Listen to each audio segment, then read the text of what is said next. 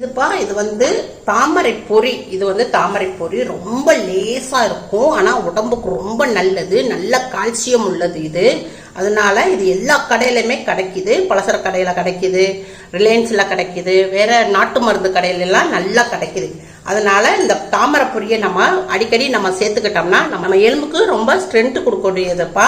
மக்கானா வந்து 1 கப் எடுத்துக்கிடுவோம். ரொம்ப லேசா இருக்கும், பொரி மாதிரி தான் இருக்கும் மக்கானா. இப்போ இதை வந்து பவுல்ல கொட்டிக்கிடுவோம். 50 கிராம் பா இது. இது வந்து ப்ரௌன் ரைஸ் பா. இந்த ப்ரௌன் ரைஸ்ல அவுள் இது ஒரு 50 கிராம் எடுத்துக்குவோம். இதுல போட்டுக்கிடுவோம். இது வந்து நம்ம உப்புமாக்கு போடுறோம் இல்லையா ரவை, அதுல ஒரு 1/2 கப்பு மட்டும் போட்டுக்கிடுவோம். இது வந்து தயிர் பா. தயிர் வந்து ஒரு 1/2 கப்பு போட்டுக்கிடுவோம். மக்கானா 1 கப் எடுத்தோம்னா மீதி பொருள் பூரா 1/2 கப் எடுத்துக்கணும். இப்பப்பா நம்ம இந்த கப்லயே நம்ம தண்ணி ஊற்றிக்கிடுவோம். 1 கப்பு தண்ணி ஊற்றிக்கிடுவோம். 1/2 கப்பில் 1 கப்பு தண்ணி ஊற்றிக்கிடுவோம்.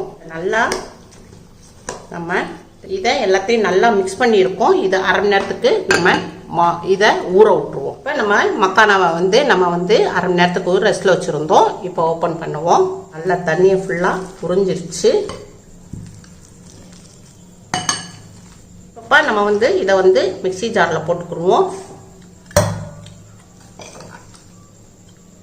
இப்போ மிக்ஸி ஜாரில் போட்டாச்சு. நம்ம கொஞ்சம் தண்ணி ஊற்றிக்கிடுவோம். ஒரு 1/2 கப்பு, திருப்பி 1/2 கப்பு தண்ணி ஊற்றிருக்கோம்ப்பா. இது மூடி போட்டுருவோம். இப்போ நம்ம மிக்சியில் அடிச்சுக்கிடுவோம். இப்போ மிக்சியில் அடிச்சாச்சு. ஓப்பன் பண்ணுவோம்.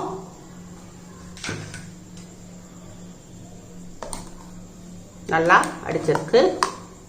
இதை வந்து பவுலில் மாற்றிக்கிடுவோம்ப்பா. இப்போ மாவு வந்து கொஞ்சம் கெட்டியாக இருக்குது. கொஞ்சமாக நம்ம மிக்சியில் கொஞ்சம் தண்ணி ஊற்றிக்கிடுவோம். நல்லா மிக்ஸ் பண்ணிக்கிடுவோம். தேவையான அளவுக்கு உப்பு போட்டுக்கிடுவோம்ப்பா. பிங்க் சால்ட்டு ஒரு 1/4 டீஸ்பூன் அப்பச்சோடா போட்டுக்கிடுவோம். இப்போ நம்மப்பா இப்போ உடனே நம்ம செய்கிறதா இருந்தால் நம்ம கொஞ்சம் சோடாப்பு போட்டுக்கலாம், இல்லாட்டா கொஞ்சம் ஈனோ போட்டுக்கலாம். நீங்கள் வந்து மாவை வந்து 2 மணி நேரம் ரெஸ்ட்டில் வச்சிங்கன்னா நல்லா சாஃப்டாக இருக்கும். இதை நல்லா மிக்ஸ் பண்ணிக்கிடுவோம்.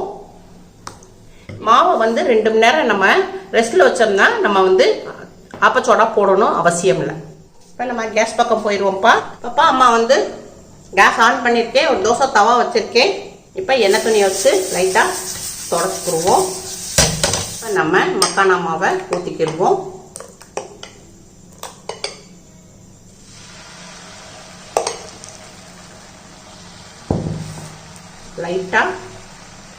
கொஞ்சம் லைட்டாக பரப்பிக்கிடுவோம்.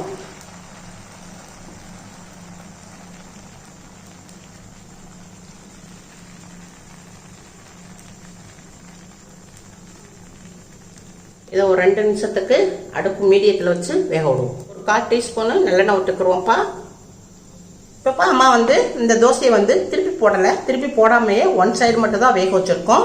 நல்லா வெந்திருக்கு. ரொம்ப சாஃப்டாகவும் இருக்குது, ரொம்ப டேஸ்டாகவும் இருக்குது. இப்போ பிளேட்டில் எடுத்து மாற்றிக்கிறோம்ப்பா. அவ்வளோதான்ப்பா, weight loss makhana dosa ready ஆயிருச்சு.